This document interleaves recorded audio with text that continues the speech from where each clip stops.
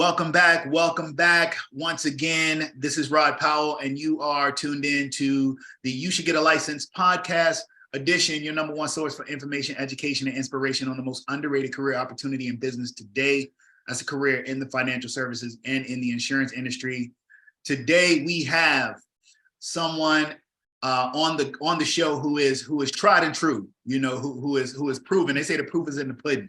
The proof is definitely there. He is a longtime veteran of the space, been around, a couple of decades, a wealth of knowledge, wealth of information, works in the benefit space, which, for those that know me personally is near and dear to my heart, and has grown a successful business, over the years, coming out of Detroit, Michigan, actually a friend, of the podcast by some other associations as well. I want to welcome the president and CEO of Benefit Solutions, LLC, Mr. Gerald Scruggs, Senior. How you doing, sir? Excellent, Rod. Thank you so much for having me. I appreciate that. Absolutely. You're much too kind with your words. hey, look, we got to call it like we see it, Amen. Here, Amen. we want to bring, the best and brightest people who can share information, share insight, share wisdom, that those who are entering this space who might either be considering a career or who might be new to the industry can kind of get some real talk, really hear it from the people who've been there, done that, So appreciate your time and appreciate you being on. As we get started, I really want to just talk a little bit about what you do. Before we went live, we were talking a little bit about PEOs and you're a benefits concierge. So I would love for you to just kind of give our audience just kind of a description of what market segment and what role you play in this industry on a day-to-day basis. Okay, well, thank you. Well, I'm gonna tell you, the term concierge dropped in my spirit last year. Think about this. If you look like a well-traveled, well-educated, well-groomed man, and I'm sure you've been to some nicer hotels in your day. And if you go to the front counter, you need something that's not quite on the menu, so to speak, a specialty type item. And what is the first thing that the lady even the manager's gonna say? You need to go see the concierge. Right. Okay, and then you go to the concierge and he can either pick up the phone, he either knows directly how to get it for you, or he knows a guy, or he knows a guy who knows a guy. Okay, so this phrase came to me because, like I say, benefits is near and dear to you, and it's near and dear to my heart as well. Because again, like I say, working with my buddy Kareem, we started out in the benefits arena, but we've evolved over the years in terms of now lately, starting to expand into my retirement, financial services, and I'll go a little bit deeper into it a little later, but my mantra mission right now is creating tax-free, showing people how to create a tax-free retirement income, but mostly creating generational wealth. That is the major thing. It came to me when I had a brand new granddaughter. In fact, she'll be turning 1 year old tomorrow, the 10th. Congratulations. Yes, sir. Thank you. And so anyway, I started out and did a whole life policy for her. Last year I said, well, I want to make sure to start building some money from a girl, get a policy. And the best thing I did was a whole life, something guaranteed, la, la, la, la. But then a buddy of mine introduced me to Index Universal Lives. Now, I knew of them before, but I did not get into the true meat.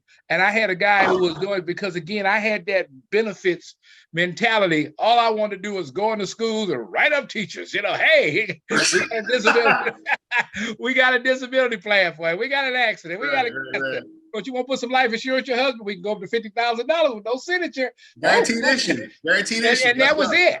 Right. And so, but then that hit me when I did that, and so I did an illustration when I compared about the money she'd have at, like say 20, college age, 30, 40, 50. I'm like, wait a minute, this is, the whole life might have given her, 40,000 at age 20, but then I'm looking at this UL we did, she go have 125,000. And I know I graduated from school a little while ago, but last time I checked, 125 is a lot more than 40. So I'm like, shoot, let me get rid of this whole life. And I put my baby in the UL. And then when I looked at the full illustration after we laid out the cash, my son and I putting into it, I said, by the time she's 48, she's going to have like $1.3 million. Tax-free money. Keyword, let me tell you to in French, tax-free.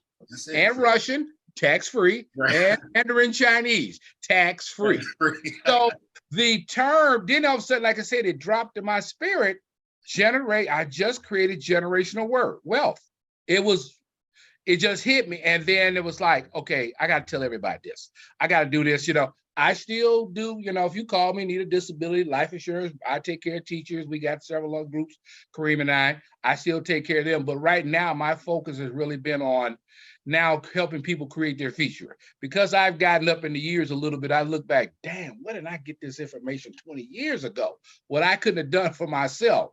Now, my wife and I are not starving by any means. We take once a quarter, we going on some international trip. My wife's a retired teacher. In fact, she's one of my former clients, as a matter of fact. Show you how good my service is. That's right. Yes. But anyway, she's always planning trips and stuff. So she's a retired teacher. And I can say we ain't starving by no means, but I just think about if I had this same knowledge 20 years ago, what I could have done, the lump of money I could have had just sitting here and ready to take care of my children, my children's grandchildren, my children's children. Because as you well know, it tells you in the Bible, a good man leaves an inheritance to his children's children. That's so right. It ain't about just taking care of your immediate family. You should stretch out these things several generations, because if you look at when I did a financial seminar a little while ago, came to me one of the first things you asked the audience. I said, we all heard of Henry Ford, right? Yeah. Man been dead close to 100 years, right? Uh-huh. And his family, yet they still own the Detroit Lions, Ford Motor Company. I mean, the broke people in the family are millionaires. The not so broke, they like close to billionaires. So, but again, that's generational wealth. This man started something over 100 years ago. His family is still eating off that elephant today. And this is what I'm looking at, especially among our people, breaking that curse of generational poverty. We'll run out and buy. I got a nephew now. He bragged about how he bought a pair of $150 baby Jordans for his new grandbaby. I'm trying to say, nephew, let me talk to you. Let's set aside $100 a month. Brother working at Chrysler now, so he the big three. He ain't broke.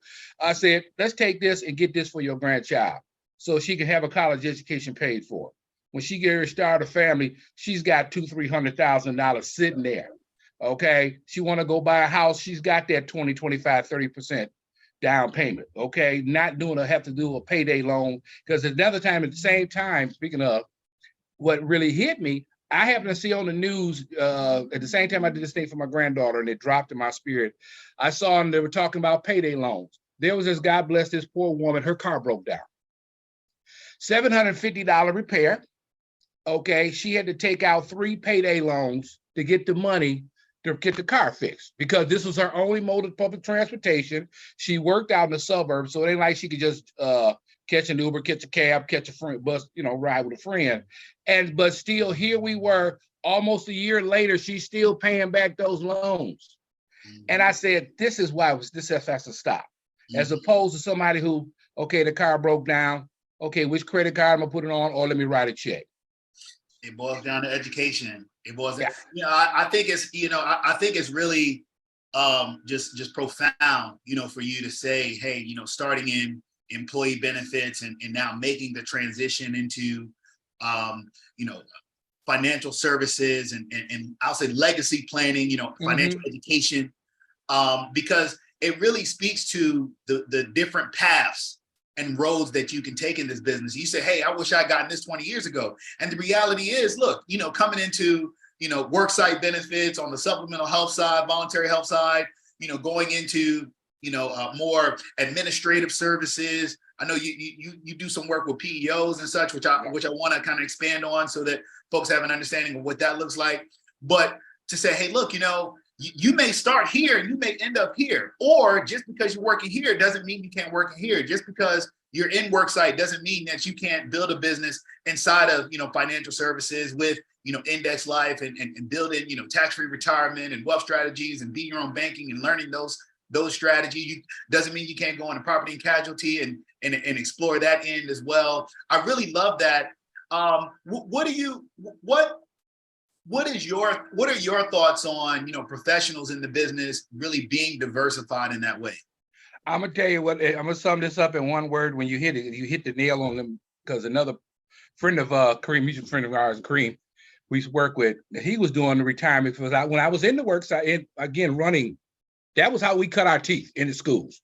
You know, we made a nice $250,000, 300,000 a year. Have fun, going on trips. Life is good. But you know what sad, when I thought back on it, what saddened my spirit and my soul, I can't tell you how many clients, right, who came up to me. You know, Mr. Scruggs, thank you very much. Can my cousin get some disability? Or they got this and that health. Can he get some life insurance? And see, the company we were using was, God bless them, I love Colonial. They done, bought houses, cars, put them on trips, paid for college education. I'm thankful, but it's not the silver bullet or the secret sauce.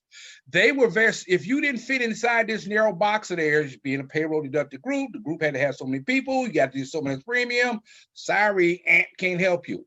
They did not teach us about how to think outside the box, be able to bring just about be able to get these same services to everybody. And not only did, first and foremost, I think of the hundreds of thousands of people I could not help. We ain't even talk about the hundreds of thousands of dollars I could not make. And that's it. There's got to be more to it than this. And then that's when I started learning the power of the license. And I like your mantra, which you have on your company, your podcast, your title, your LinkedIn page, about the license, the power of it. And like you said, it allows for this diversity. And because, like I say, I had a couple friends who tried to introduce me to IL when I came back to California, and that's another story. I'm still with Colonial. And I was like, yeah, okay. It was a means to make some money. I had the clients. He had the so-called knowledge. I would set up the meeting at the school, at the schools, because I had a relationship with the principals. So I could call them up. Hey, Rod, hey, this is Gerald here. Can I be here on your staff meeting? And anybody who knows anything about teachers, staff meetings, it's the holy grail. You don't invade a principal's staff meeting. Right. So you got to have a serious VIP card or some juice to get in there. You better bring something. Oh, serious. And so, but because a lot of them were my clients, and I didn't help them, like I said, with the supplement, but even within that world, knowing how to work it. It wasn't about just writing an app. We're talking about service. And because I had a reputation for helping these people get paid on their claims, and it's something my father told me, he said, people usually don't forget people who either helped them, either fed them or helped them get money. And one of the things we used to do, our strategy was we would go into schools and have a luncheon. They would come down the halls. We'd have this little piece of paper, fill out this little slip. I'm going to be here all week long. And they would gladly fill it out. We had attraction of, offer a gift card, $50 gift card. And then when you find the money for people, it's like they love you. Now we done found some money. Oh, by the way, I noticed, Mrs. Rod, you don't have that cancer policy. Don't you need that for you and your family? Yeah, I think I need to get that. Why we had to give me some extra life insurance too. So that was how, and it just trickled and it just dominoed. And so we were able to go in and take care of a lot of people. But then, like I said, and I didn't really want to get into it. I let my buddy tell it. But now I started learning firsthand. Like I said, my granddaughter, she didn't know it at the time, her little 4-month-old self at that time, opened, but it just exploded my mind. It's like, what the heck am I doing? So what I shied away from, now I'm diving all in on it. Like I said, I still do. I take care of me and Kareem's group. So I'm writing up somebody call, no problem. I'll go write you up your work site, voluntary. I got individual company. I do a lot of life insurance, not only, with the final expense, people who couldn't get anything from before. When I was taught and raised, we have said jokingly, we were brainwashed, but we were taught to think of this one thing. This is all you do. Don't even start thinking about that. If a person came and talking about retirement, okay, I had a partner. I would hand it off to him, just like he did retirement. He had somebody that wanted voluntary. He would hand it off to me. We do the 65-35 split. Everybody happy, okay? But we still doing what we do. But like I said, this really hit me. And like I said, when I saw so many things about the lady, and the article in the news almost made me cry. And I said, this is important. This has got to be done. Our people, like I said, the other scripture, our people perish for lack of knowledge. Not because we didn't have enough red bottom shoes, not because we didn't have enough $400 eyelashes, but we perish for lack of knowledge. Okay, and so it boils down to the education. And I'm just trying to get out. Like I said, for me, I couldn't. A little later stage of the game, I can't personally benefit from it, but I can help my son. Unfortunately, because he has a health issue, but I did get him set up with an index annuity. So the same basic principles where he can't lose the money, but we can bypass the help. Now, the granddaughter won't have to pay the taxes, he will, but that's okay. He still got guaranteed growth of money. That's better than having nothing. So if a situation comes up, you're not sitting here calling, Dad, can I borrow some money to pay my rent? Which I did get a call too, by the way. No. Got 10% a year with no penalty during the contract. Right, exactly. So like I said, this is and then that really just helped me. And then, like I said, now when you start talking about Tryon, that's another entity of something that all business owners, I don't care if it's a mom and pop shop with nobody but mom and pop, to a Fortune 500 company, all of them have one thing in common. I don't care how big or lot, payroll. It starts with payroll.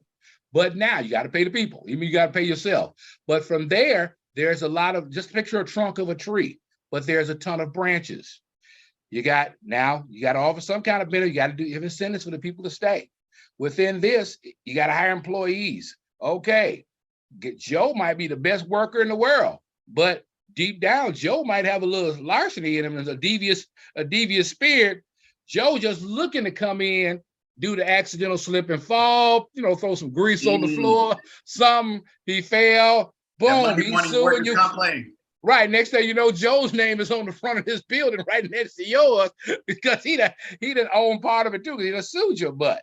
So, but again, it teaches you practice about not only just help you hiring people, but how to properly hire people. Also, put something as simple as putting a handbook in. Do you have a hand? Because my buddy, when I was talking to him the other day, he said, Gerald, do you realize COVID changed everything? He said, now, remember when COVID hit, a lot of companies switched to virtual learning. Okay, Mr. Rod, we're going to give you a laptop so you can work from home. Now, this is a real case scenario. It was a lady. She took the laptop home. Then when they eased up, she came back to the building, but little they know a virus had infected her computer. And when she got back and logged on to the internet, the network, and the job, everything spread to all this. And so, of course, they accused her. Oh, no, I didn't, and they had threatened her. We gonna, this and that. You know how much damage you done caused us, millions, hundreds of thousands of dollars. We got to redo this and that. And she's swearing up and down, no, I didn't, da, da, da, da, da, da. And then caught her. She said, the only person home is my daughter. And uh-oh. Then, of course, now two things happened. She had to retract these threats she put against the owners of the company, but also she found out her 11-year-old child was looking at porn on her computer. Ooh, wow. Yes. So all that came about is that. But see, another thing, the company didn't have handbooks. So he said another segment of people, they've got the laptops and they're like, I don't think I want to work for you anymore. I'm not giving it back. And then the first thing Tryon said they did, well, did you put in the handbook that they have to give them back after COVID? No. What about the cell phone? No. They said they got two cases where two employers gave the employees cars. They can't get the cars back. Why? Because it's nowhere in writing. Rod, you forgot to put in the handbook that I got to give you back this car. So guess what? I'm driving around in no time in this company car that's owned by Rod. You paying the note. Listen. So again, that another entity. So again, I'm a broker for them, and this ties in. So when we talking about speaking to a business owner, it ain't about coming and trying to sell accident plan. Yes, we're gonna do that too. But we're talking about we want to take care of the whole thing for you. That's right. Okay, we want to cover you from all your liability, cover your employees so their family can be covered. They got little son, little Ray, who breaks his leg. This boy trip over air. Simple thing. You got an accident plan for him? No, I don't. Okay, but you're gonna have some costs because no health insurance covers everything. So again, they come in the fact of allowing me to cover just about anything, and I've got relationships with people who PNC, stuff like that. And again, that is one of the areas. PNC, buddy of mine do Medicare. I know enough to be dangerous. You call me, Gerald. I had a client of mine just 2 weeks ago during Christmas time, lady who owns a shop where I brought my wife's Christmas gift at. And she said, Mr. Scruggs, you still doing it? I said, yeah, of course I am. She said, well, my time for my business renewal insurance is coming up. Can you help me? Sure can. So got home, called my girl who takes care of my condo and our cars. I got a client for you, da-da-da. She a sister, she's been in business 27 years, sterling record, no complaints against her whatsoever. She knows it business inside and out. And she got with her, and in a matter of minutes, she found a better policy that had far greater coverage and saved her $750 a month. Look, it's all about having the resources at the end Exactly. of the day. And it wasn't about me, getting paid or nothing like. It was about just being able to help my client. And Right. so the client, of course, she called me, said, Gerald, she was profusely grateful. And I'm like, this is why we get in this business. Value-added services. This is something that's very important for new agents coming into the business to look at. Yes, you may want to be diversified in what you can do, and you may have the ability to be as well. But if you find that you have someone who is a specialist in an area where maybe you're shoring up knowledge or you're not as tight, that's a value-added service that you're offering to your client to say, hey, look, by your relationship with me, I'm going to connect you with another person who is going to be able to put you in a significantly better position than you were before. So I think that's a very important piece to pull out of this conversation.